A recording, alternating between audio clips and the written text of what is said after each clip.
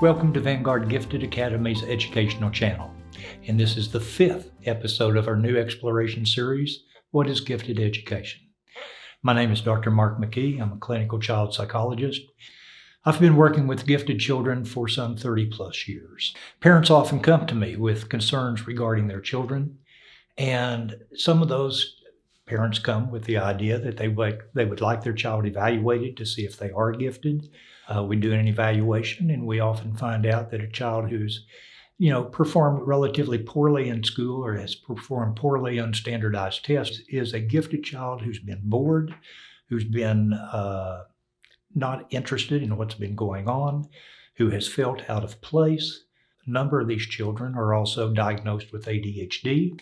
And in the discovery of a gifted child, we find out that they really are quite smart. They're interested in a wide range of different types of things that the public schools simply don't address. Whenever you're starting to read at the age of 2 and you go into kindergarten and, you're supposed to be learning your ABCs, these children are the ones then that sometimes get a little bored and have behavioral problems.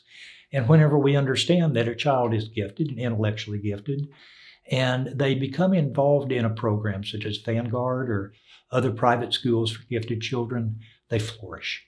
They are, in the process of discovering that there's things they can learn at their own speed, and they truly enjoy it. Other concerns that parents come in with at times involve standardized testing that goes on in school. And group administered tests are relatively valid as long as the child is motivated, interested, and puts in a good effort. Oftentimes they're not. One of my favorite standardized test stories, I guess, is a little girl that I saw a few years ago.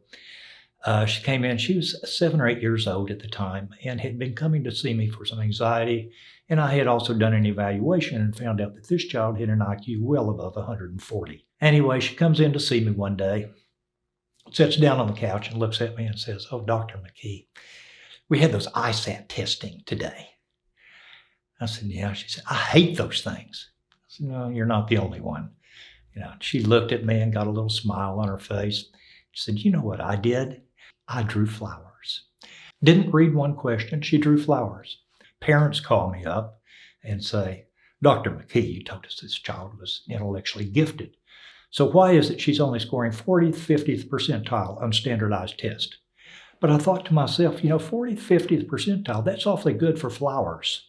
So those tests that the school give can sometimes be reliable, but again, it is dependent upon whether the child tries or not. There's a wide range of different tests that look at very specific types of constructs of the mind, if you will, where the global IQ is a good measure of a person's potential, especially with children, of their potential to learn, their potential to master academic work, their potential to engage in life and work with others.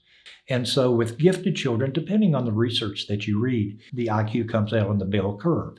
100 is average, 90 to 110 is the average range, 110 to 120 is high average, 120 to 130 on the Wechsler scales is known as very high, and 130 to 160 is known as extremely high.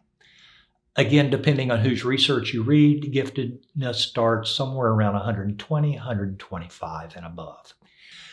There's numerous things that can negatively impact a child's score.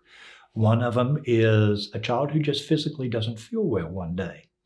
Another one is, the child's motivation to doing it, their anxiety. And so schools like Vanguard and private schools are created in a way to address gifted children and provide them a pathway to learn that allows them to go at their own speed, allows them to become deeply entrenched in ideas that they want to study, that they want to perform with, or different types of things. And so they offer a unique opportunity for children. And so I would encourage parents who, perhaps think their child is gifted or have concerns about their child who's not performing well, but they know this child is a smart child, to have their child evaluated, to have their child come in and shadow for a day at a program and to come in and just simply experience and discover, is there another alternative for this child rather than the public schools? This is your journey with your family.